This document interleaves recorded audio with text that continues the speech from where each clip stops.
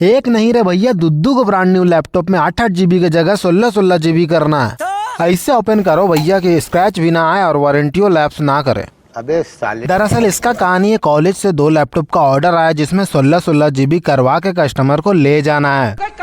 पहले तो एक लैपटॉप का सील ओपन किया और इसको स्टार्ट करके इसका कॉन्फ़िगरेशन चेक किया। इसमें i3 का 12 generation processor, 8 GB RAM, 512 GB SSD। अब इसको 16 GB में बदलना है। इसमें ऑफिस विंडो ओरिजिनल है। हम तो भैया सुड़सुड़ा के एक लैपटॉप को खोल के 8 GB का क्रूसियल रैम 3200 MHz में एक और ऐड कर दिए, जिससे कि लैपटॉप में 16 GB का रैम हो गया। और सेम प्रोसेस दूसरा लैपटॉप के साथ भी किए। ऐसे 2 लैपटॉप 16 GB के साथ रेडी हो गया। खत्म।